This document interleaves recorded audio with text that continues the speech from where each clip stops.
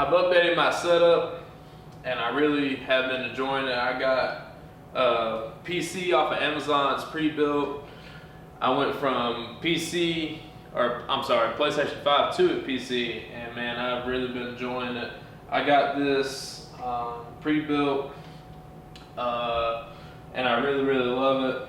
Got it off of Amazon. I'll put the link down in the description below. I wanted to build my own, but couldn't really find the time for it between work and like all that stuff and making my golf videos. Just too much time, so I got this pre-built. My next PC setup, I will build on my own. I promise you I will. Alright, so I got the Alienware Monitor 27, 360 Hertz. It is a big game changer for gaming. You want to get a 1080 by 920 if you want to stream on OBS or anything like that. I made that mistake right here when I got the Sceptre. I believe that's what it's called. Sceptre is about 195 Hertz, 210 Hertz monitor. It is a ultra wide monitor. Now, if you try to stream on an ultra wide monitor, it will not fit the screen when you stream OBS or anything like that. So you just want to keep that in mind when you want to stream gaming or anything like that. You want to have a 1080 by 920 monitor, and that's why I got this one. This is like my secondary monitor right here that I use for work or anything like that, or just anything extra. So this is my basic gaming setup right now. I got the same face cam right here, the Elgato face cam. I got my Yeti microphone right here. I'll bring y'all around back so y'all can just see that stuff. But yeah, this is the setup right here. I got the same glass table that I had in my PlayStation 5 video.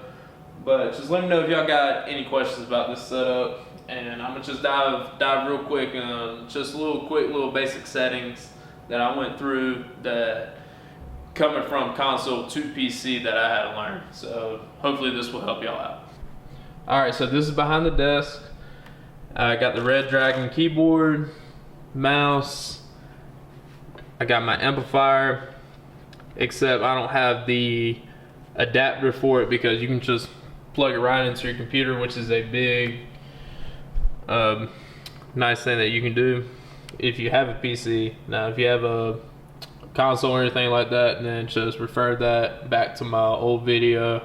You'll have to do a bunch of adjustments with that. But got my SCUF controller right here.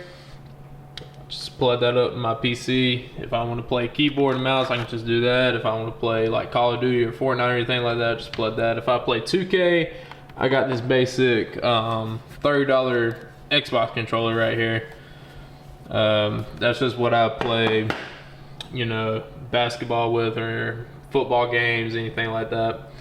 And then I play my competitive stuff with my SCUF right here. Got my Yeti microphone. Got the boom arm. I believe this is a toner boom arm. You can put your headphones on here. That's pretty cool. I also like this Alienware monitor because you can put your headphones on that as well. You can stick it out right here and then you just put on that. But I mean, this is basically it. Same thing. Got my same face cam, all that stuff, and I can dive real quick on the basic setup stuff that I got, but I mean, it's not really too much into detail, but this is just basically my new setup, and man, I've really enjoyed it. It makes gaming so much better.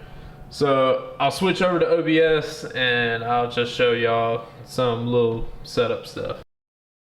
Hey guys, so one thing I wanted to mention that I noticed when I was editing my video, I did not go over any BIOS settings. BIOS is going into your motherboard of your PC.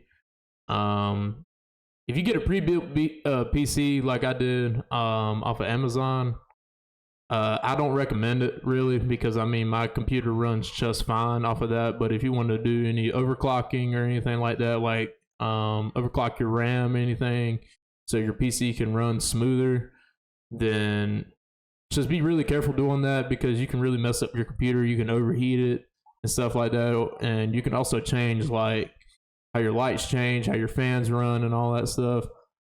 And like I said, if you built yours, then yeah, you can tweak around with that stuff, but I'm be honest with you, I'm not real too familiar with that stuff, so I didn't mess with any of that. Maybe when I get more familiar in the future, then I can make a video on how to tweak some BIOS settings or anything like that. But I'm not really too familiar with any of that stuff. If you get a pre-built PC, especially from like a trusted website or anything like that, they'll have like a technical guide to go through that stuff, do like a little checklist that I got when I got my PC. But yeah, you don't, in my opinion, you don't really need to do that. I mean, my PC runs fine, like when I'm gaming or if I'm running multiple things at once, my PC still runs fine. So I just wanted to mention that. But we'll get back to the rest of the video, and like I said, I hope you guys enjoy it.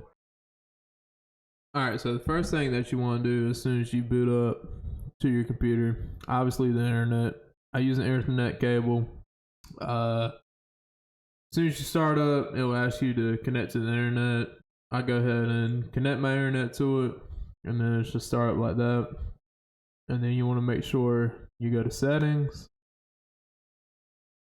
and then just check for a Windows update. There's always going to be a Windows update. Every time I go on here, there's always a Windows update. So you just want to make sure that your system is completely updated. Another thing, like you've got a high frame rate monitor, you want to make sure that that is, getting its full capability. So you want to right click, go to display settings, and then I scroll down to advanced display, and it's at 165 hertz right now, but it can go up higher. Just make sure that is at the highest setting for your gaming videos and all that good stuff. Another thing, I got a GeForce driver, so you want to make sure that your driver is fully updated. So I got if you got GeForce, it'll be the Nevada app. I believe that's how you pronounce it. I'm not really too sure how you pronounce it. But then you go to drivers, and then I got it completely updated. So you just want to go to that. If that doesn't work, because I've had issues with that before, you want to go to the website and download it like that. And it'll just send you a little download link, and then you'll just download it like that. And that's basically it. Everything else I've just self-taught myself. Like gaming and all that stuff, I get myself off of Steam. It's not like coming from PlayStation or Xbox or anything like that. Like everything is not one store, you know what I'm saying? You got like EA store, Xbox store, and all that stuff. Like it's just like a whole bunch of different stuff that you can download stuff on. And it's like, I came from PlayStation, so like I had to completely buy my games again. So I had to get Xbox Game Pass, and then it was free off of that, thankfully. So you just gotta keep that in mind if you get a PC. Like if you especially come from PlayStation, like I did, you just gotta buy your games again, or find some way somehow that you can get your games like for free. I just got the Xbox Game Pass where I can get most of my games that I play for free, 2K and all that stuff. So just keep that in mind if you get a PC. But man, other than that, it's worth it. Like that is the only downside from coming from PC or coming from console to PC. That is the only downside. Everything else, the gaming is awesome. You can do anything on the PC. Like it's just like going on your gaming console, and then you can, find stuff on the internet or just make anything. You can make videos, stream videos, or anything like that. And yeah, like I use Adobe.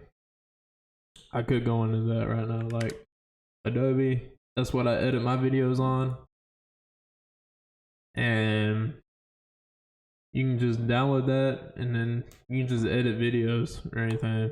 Like you can just do whatever you want on it. It's awesome. I'm not going to go too far into that because I'm not really too familiar with Adobe. I came from Final Cut, but stuff like that is awesome, man. Like it's just cool that you can literally do anything on a PC. You really can. Coming from PlayStation to PC is a game changer. I highly recommend it. And if you're thinking about it, do it. It is expensive, like I mentioned. it is an expensive process, but if you can afford it, I really, really recommend it, because then it can get you out there. It can, you know, get you in the YouTube space or anything like that. And then that's what I'm doing. But yeah, that's basically it. So just make sure you check them on that stuff, especially with the if you just use this for gaming. Just make sure your display settings are in the right thing. You got a display port. That's another thing. Mainly like if you're coming from PlayStation 5, you have an HDMI, but PCs, they have display ports. So make sure you get a display port because it can support a higher refresh rate.